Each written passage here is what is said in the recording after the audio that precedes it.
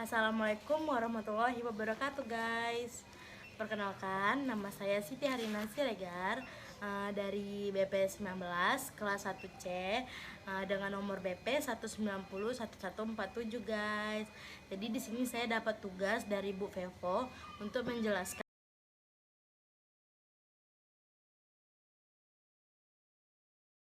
itu adalah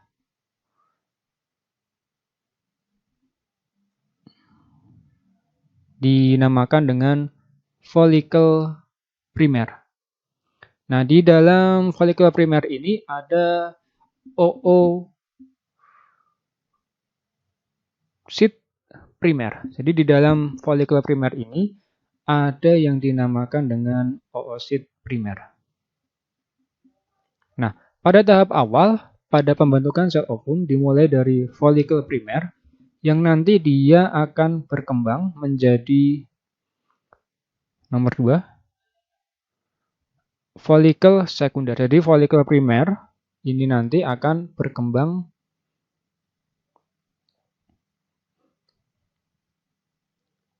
menjadi folikel sekunder.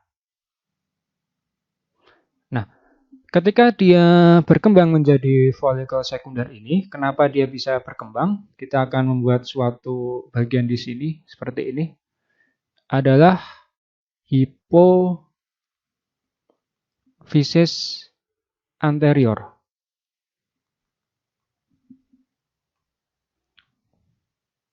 Yaitu hipofisis anterior yang lokasinya ada di bagian otak paling bawah. Itu ada namanya kelenjar hipofisis anterior. Dia akan mensekresikan suatu hormon yang nanti akan masuk ke dalam proses primer ke folikel sekunder. Dia akan menghasilkan yang namanya hormon FSH, follicle stimulating hormone. Jadi dia akan melepaskan suatu hormon yang dinamakan dengan FSH masuk ke folikel primer. Nomor 2 ini mungkin biar lebih enak seperti anak ini aja. Di sini adalah folikel primer nomor 1. Kemudian nomor 2 di sini adalah folikel sekunder. Ya, jadi proses berkembangnya menjadi folikel sekunder ini dipengaruhi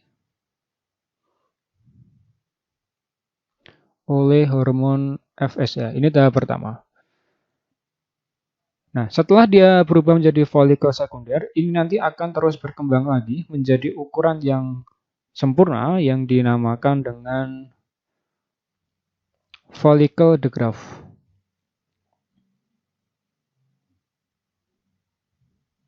Tahap kedua yaitu folikel sekunder, kita singkat F, sekunder.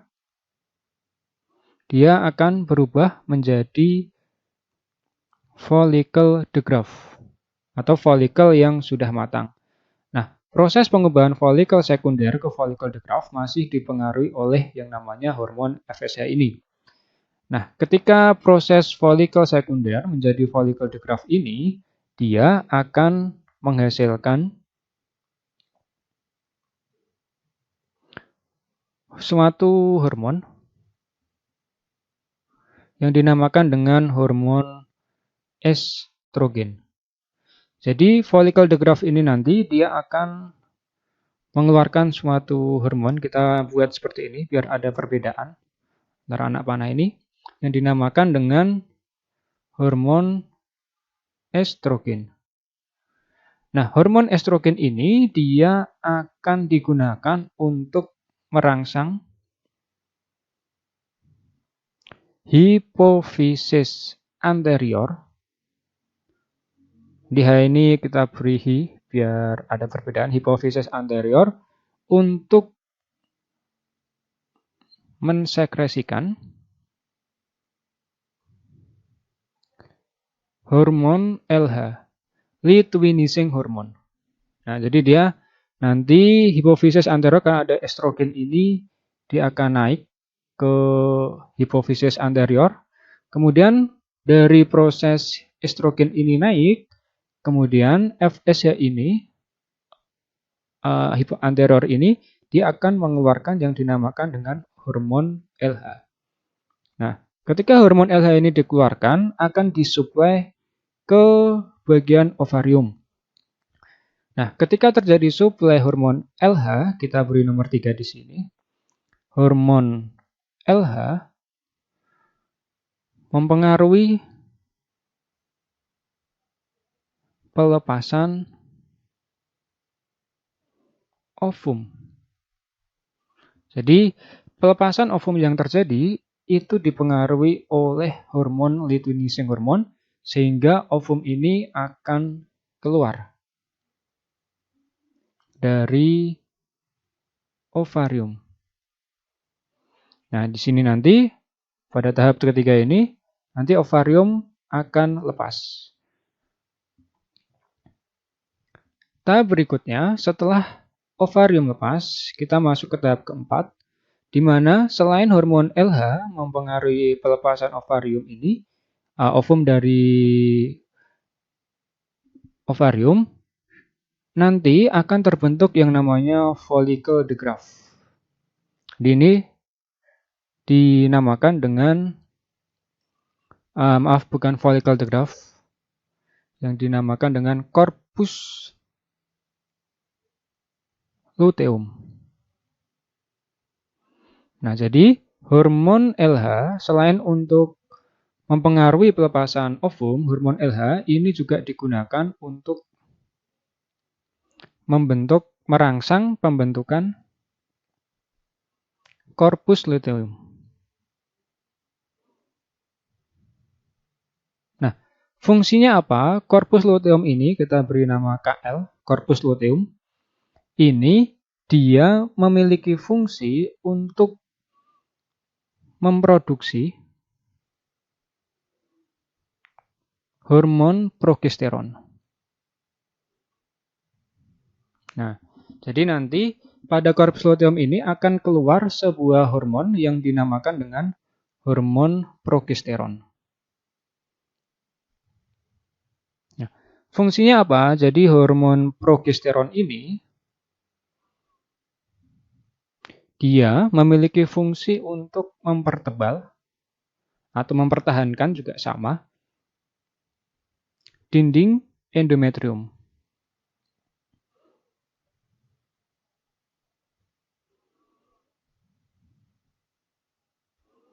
Jadi ini adalah fungsi dari hormon progesteron yang dihasilkan oleh corpus luteum. Nah, selama ada hormon progesteron, maka corpus luteum ini tidak akan mengalami kerusakan. Dan nanti corpus luteum ini pada tahap terakhir yang kelima, nah dia akan lama-kelamaan berubah lagi atau menghilang corpus luteumnya. Jadi corpus luteum akan mengalami kerusakan. Saya beri singkat L, KL mengalami kerusakan jika tidak terjadi pembuahan.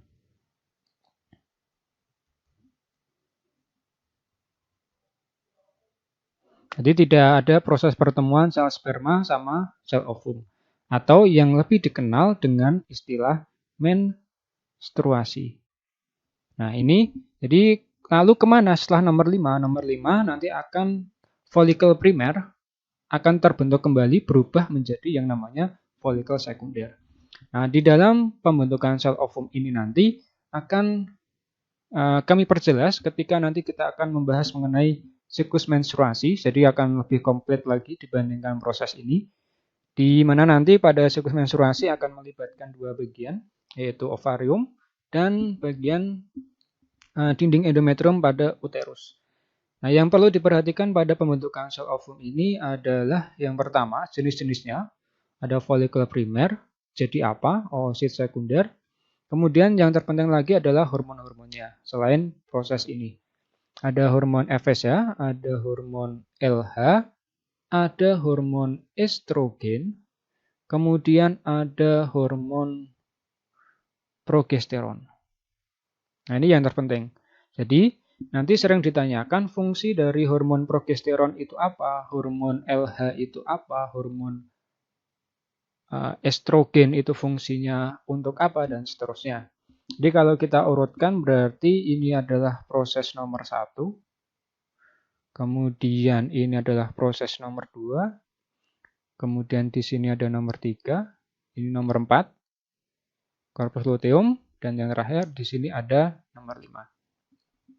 Demikian pembahasan mengenai pembentukan sel ovum. Semoga membantu dalam mempelajari proses pembentukan sel ovum pada materi sistem reproduksi yang disebabkan oleh serangkaian interaksi kompleks antar kelenjar hipofisis, ovarium, dan rahim. Kelenjar hipofisis bekerja di bawah kendali daerah kecil otak yang dikenal sebagai hipotalamus. Siklus menstruasi baru dimulai ketika sel-sel saraf pusat ini mengeluarkan hormon yang disebut gonadotropin releasing hormone atau GnRH ke dalam jaringan pembuluh darah yang mengelilingi kelenjar hipofisis. Stimulasi sinyal sel GnRH mengakibatkan kelenjar hipofisis mensekresi hormon lain, yaitu follicle stimulating hormone atau FSH. FSH melakukan perjalanan dalam aliran darah mencapai ovarium untuk merangsang pembentukan dan pertumbuhan folikel ovarium 1 atau ovarium lainnya. Folikel terdiri dari sejumlah sel telur yang mensekresikan hormon estrogen dan cairan. FSH membantu sel telur dalam mempersiapkannya untuk dilepaskan ketika folikel meningkatkan sekresi GnRH yang mana akan merangsang hipofisis untuk mengeluarkan hormon kedua, yaitu luteinizing hormone atau LH.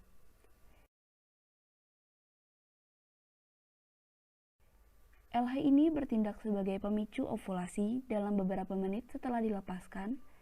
Telur dipandu dengan penghisapan melalui pembukaan ujung luar tuba falopi, memulainya dalam perjalanan yang akan memakan waktu 5 atau 6 hari saat melewati tabung, sehingga akhirnya mencapai rongga rahim atau uterus.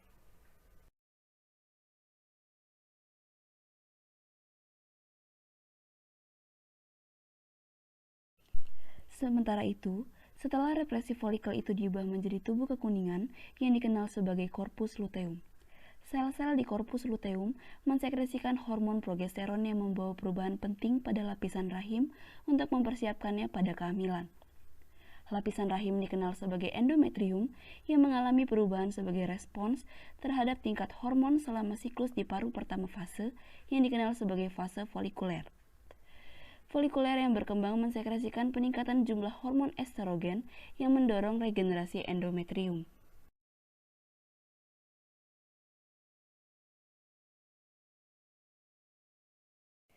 Setelah ovulasi, terdapat perubahan penting dalam endometrium yang bertujuan untuk membuat endometrium cocok ditempati oleh sel telur yang dibuahi. Perubahan ini disebabkan oleh sekresi progesteron dari korpus luteum. Sekresi progesteron dipertahankan selama beberapa hari, tetapi jika tidak dibuahi, maka pada saat itu terjadi penurunan kadar progesteron dan estrogen yang memicu pelepasan lapisan sebagai aliran menstruasi.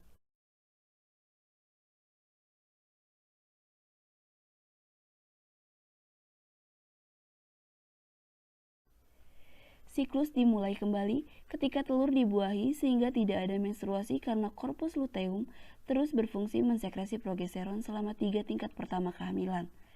Setelah itu, banyak perubahan noklur untuk mendukung embrio yang sedang berkembang. Dapat mengatur suhu bagi testis. Lanjut ke testis. Testis itu jumlahnya ada sepasang. Pada gambar ini terlihat satu karena posisinya dari samping. Testis ini yang berperan sangat penting untuk menghasilkan sperma. Sperma dibentuk di tubulus seminiferus. Di sini juga bisa dihasilkan hormon, yaitu hormon estrogen yang dihasilkan oleh sel Sertoli dan hormon testosteron yang dihasilkan oleh sel Leydig. Kedua sel ini berada pada testis. Jadi di testis ada 3 komponen. Yang pertama tubulus seminiferus, tempat pembentukan sperma. Yang kedua ada sel Sertoli untuk menghasilkan estrogen, dan ada sel Leydig untuk menghasilkan testosteron. Setelah sperma dihasilkan di sini, maka akan dimatangkan di organ selanjutnya, yaitu epididymis. Epididymis ini dikenal sebagai tempat pematangan sperma dan penyimpanan sperma pertama. Jadi sperma yang dihasilkan di tubulus seminiferus itu belum dewasa, maka dia akan dimatangkan di epididymis. Setelah sperma matang di epididymis, maka dia akan melanjutkan perjalanan yang pertama menuju saluran yang namanya vas deferens. Vas deferens ini akan mengantarkan sperma menuju ke vesika seminalis. Di vesika seminalis itu sperma dikasih makan, dikasih nutrisi, dan dihasilkan getah semen yang biasanya warnanya putih.